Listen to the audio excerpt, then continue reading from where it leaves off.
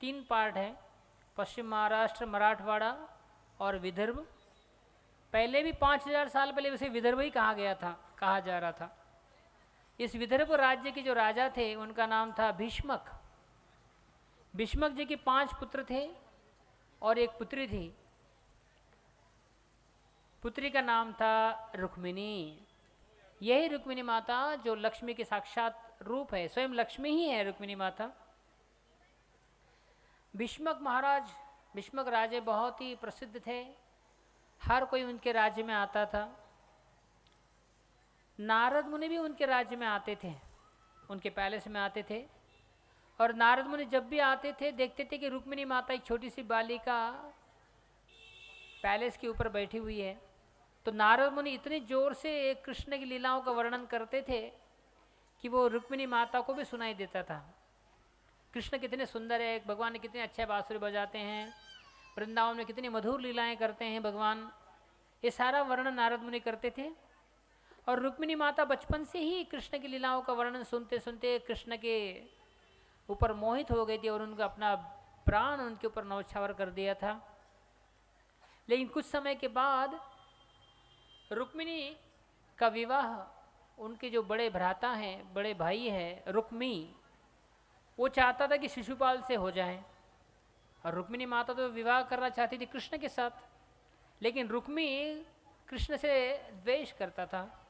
इसीलिए उसने रुक्मिणी का विवाह शिशुपाल के साथ तय कर लिया।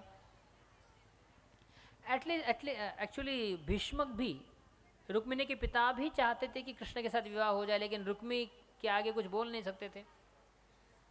तो फाइनली शिशुपाल के साथ विवाह फिक्स हुआ।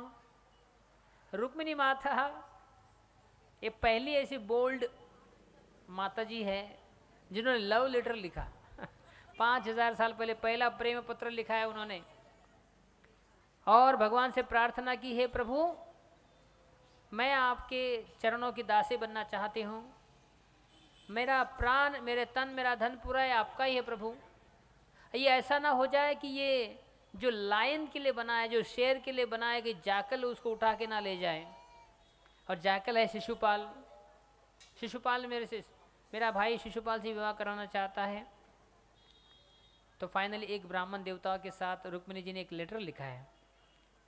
रुक्मिणी माता ने ब्लैक कपड़ा लिया, उसके ऊपर पीले धागे से एम्ब्रॉयडरी करते करते लेटर लिखा है।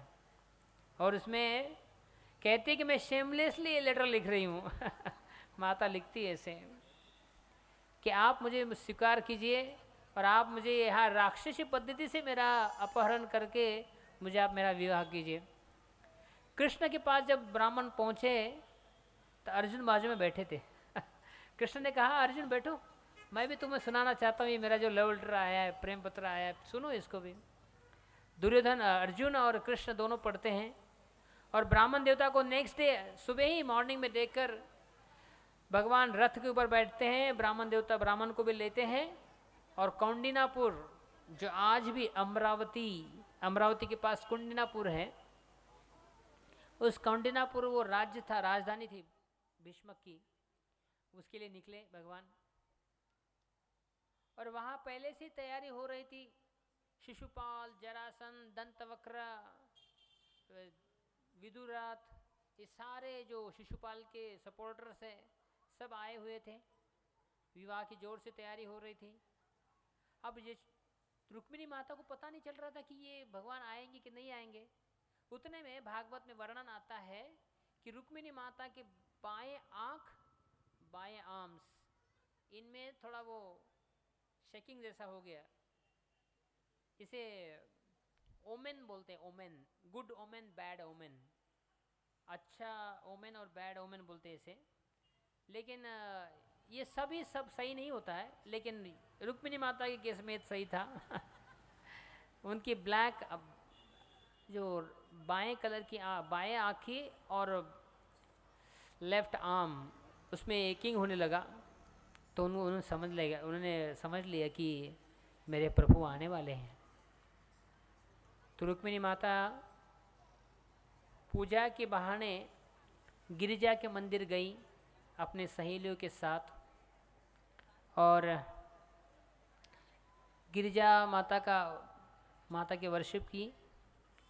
और जैसे ही मंदिर से बाहर निकली, सब के सब राजा देख रहे थे रुक्मिणी माता को, सब के सब देख रहे थे। जैसे ही पहला दर्शन हुआ रुक्मिणी माता का, रुक्मिणी माता इतनी सुंदर थी दिखने में, सारे के सारे राजे, जो कोई हाथी के ऊपर बैठा था, कोई घोड़े के ऊपर बैठे थे, सब के सब गिर पड़े।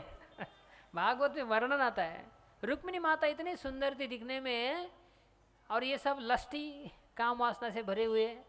जैसे रुक्मिणी माता को देखे, सब के सब घोड़े से गिर गए, हाथी से गिर गए। और उतने समय में कृष्ण ने रुक्मिणी माता को अपने रथ में बिठाया और वहाँ से निकल पड़े। तो सारे जरासंध, शिशुपाल और सब अपनी सेना को लेकर कृष्ण के ऊपर अटैक किए। तुरंत बलराम जी अपनी सेना को लेकर उनके साथ युद्ध करने लगे। बलराम जी ने सारे राजाओं को हराया, परास्त कर दिया। फाइनली जो रुक्मिणी का भाई है, वो कृष्ण से युद्ध करने आया अकेला। भगवान ने कहा मत करो मेरे साथ युद्ध तुम। वो मानता कहा था।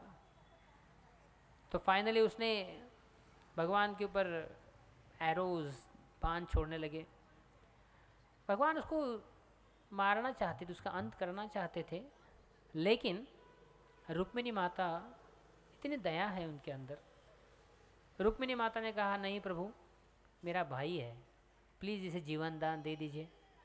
कृष्ण ने कहा कोई बात नहीं, जिंदगी में पहली बार कुछ मांगा है। उन्होंने कहा ठीक है, दे देता हूँ आपको।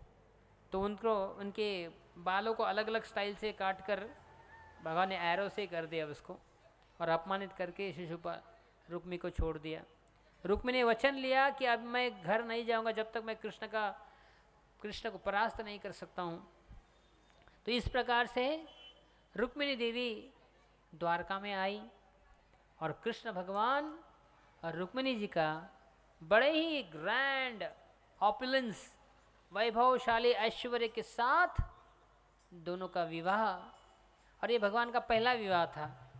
भगवान ने 16,108 रानियों के साथ विवाह किया, उसमें से सबसे पहला विवाह था रुक्मिणी जी के साथ, जो भगवान की पटरानी थी, सबसे मुख्य रानी थी रुक्मिणी माता। आज उनका विवाह की झांकी यहाँ पर आपको दिखाई देगी। नाचेंगे आज सारी रात कन्हैया तेरी शादी में,